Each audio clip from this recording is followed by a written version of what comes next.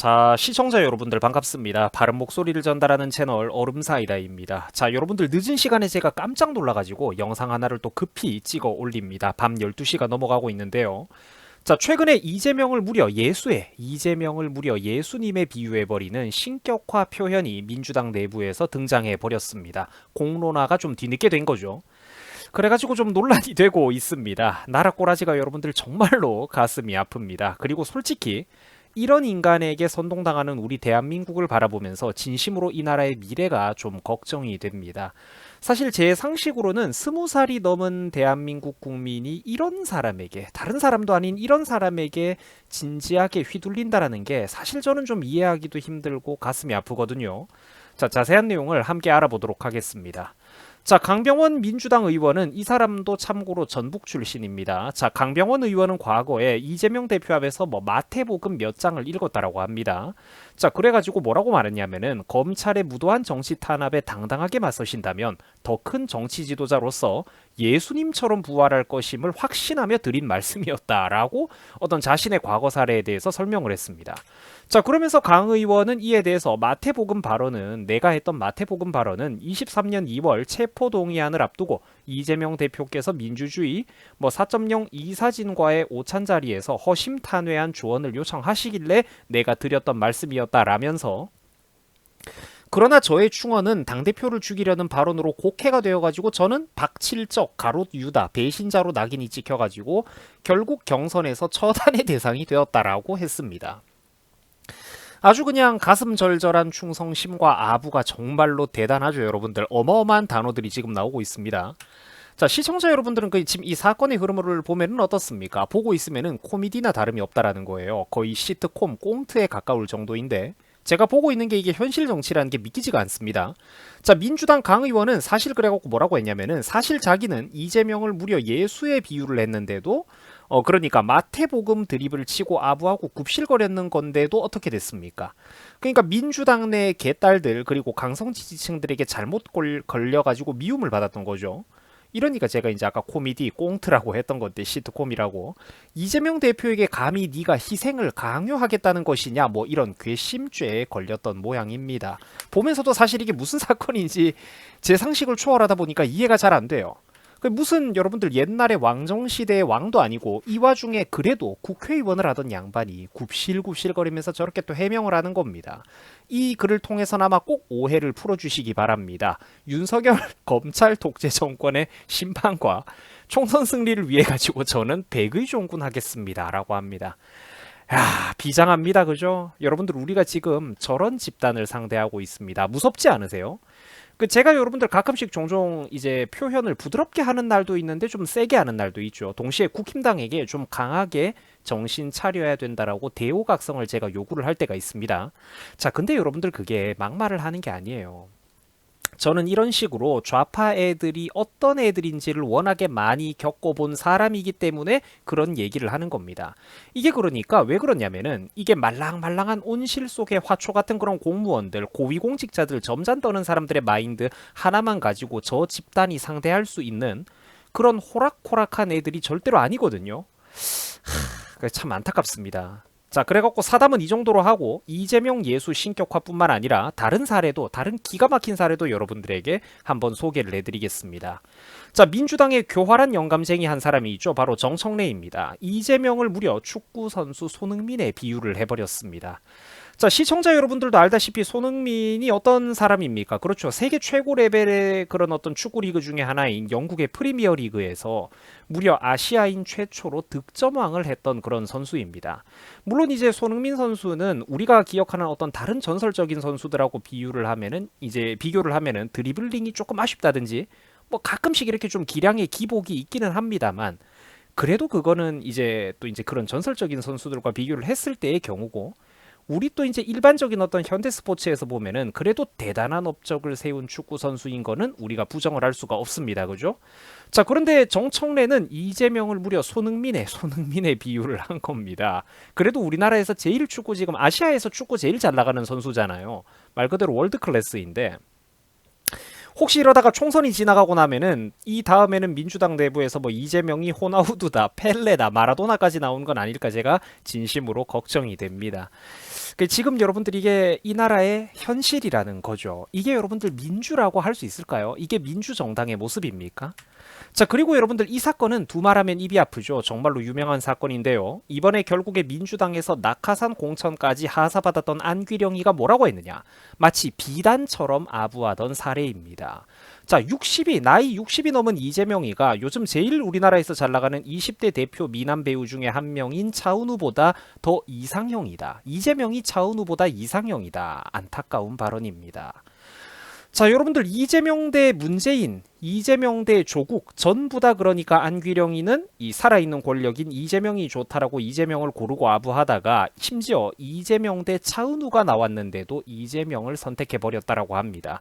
진행하던 사람들조차 이거는 좀 아니지 않냐, 이건 좀 너무하지 않냐라고 반발할 정도였다라고 하죠, 현장에서.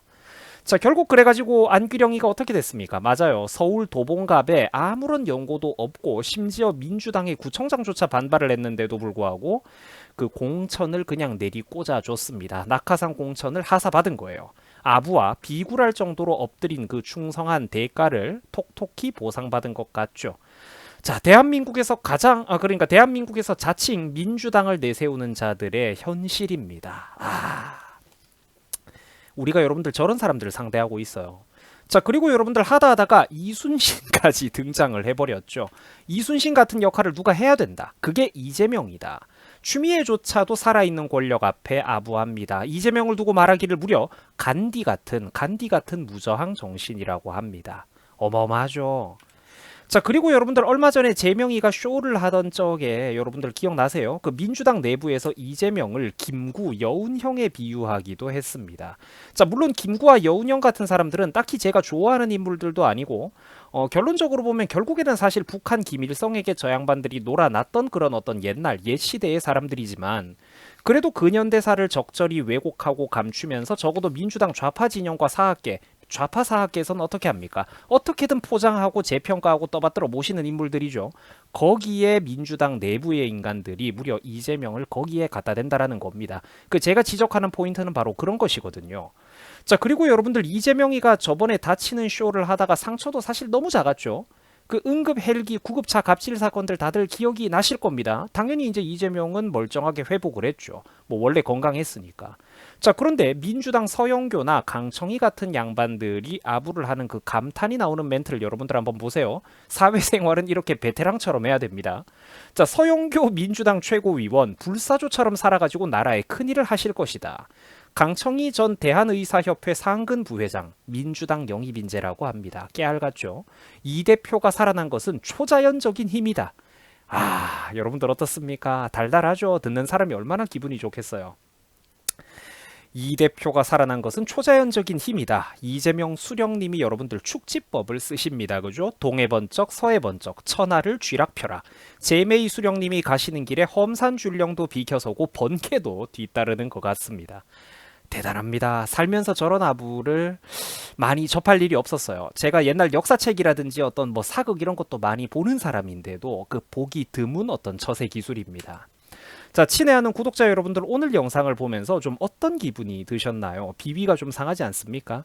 자, 제가 자주 말씀드렸지만 우리나라는 실제로 사실 여러분들 여론조사 장난질을 정말로 많이 하고 있습니다. 여론조작이라는 게 그러니까 뭐 예를 들어 가지고 뭐 A 홍길동 후보라는 사람이 뭐 지지율이 실제로는 20%인데 거짓말로 40%라고 크게 보탰다 뭐 이런 개념이 아닙니다.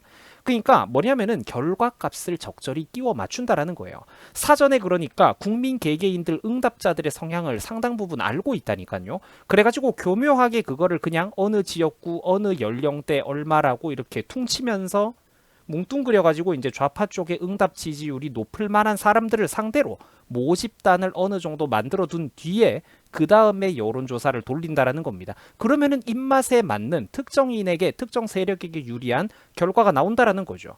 그래가지고 그 적절히 마사지질이 들어간 여론조사를 가지고 대한민국 정치판 전체를 지금 뒤흔들고 대한민국 국민 여론 전체를 주물럭거리고 있다라는 겁니다. 쥐락펴락 흔든다고요.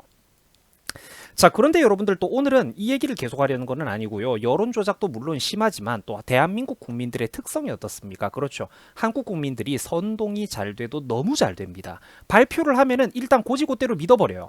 뭔가 이거는 좀 이상한 것 같은데라고 의문을 못 품습니다. 자기 생각보다는 그러니까 한국 사람들의 안타까운 특징이 어떻습니까? 자기 생각보다는 남들 생각이 먼저죠. 아, 저게 요즘 대세래, 저게 요즘 유행이래 이러면은 휩쓸리면서 남 눈치 보는데 급급합니다. 자기 생각을 소신 있게 때로는 믿는 바에 따라서 분명하게 밝히는 게 아니라 아, 저게 대세래. 그럼 나도 저기에 편승해야 깨시민 노릇을 할 수 있겠구나.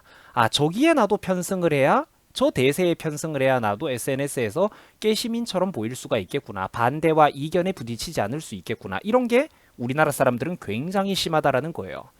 그렇기 때문에 때로는 참 우리나라 동포들, 우리 국민들이 참 원망스럽습니다. 우파에게는 한없이 엄격하고 반대로 좌파 이재명의 훨씬 더 거대한 리스크, 민주당의 훨씬 더 거대한 잘못에는 한없이 관대하죠. 그리고 실제로 또 하루 이틀이 지나가 버리면 어떻습니까? 그래요. 국민들이 모든 걸 다 잊어버립니다. 언론판이 기울어 있는 것도 맞지만 그들의 혓바닥에 놀아나는 국민들에게도 책임이 없을까요? 부디 시청자 여러분들은 냉정하고 현명한 시야로 이 나라를 함께 지켜주시기 바랍니다. 경각심 정말로 진지하게 가지셔야 됩니다. 만약에 저 양반의 손에 이재명이 주도하는 어떤 대한민국, 저 손에 이제 대한민국의 어떤 주도권이 넘어가 버리면은 정말로 이 나라 장담 못할 것입니다. 자, 여러분들 밤 늦은 시간에 이렇게 시청해 주셔가지고 진심으로 감사드립니다. 제가 깜짝 놀라가지고 이렇게 밤 12시간 넘어가는 시간에 급하게 또 녹화를 좀 떴습니다. 여러분들 수고하셨습니다. 항상 하시는 일 잘 풀리면 좋겠습니다. 여러분들 고맙습니다.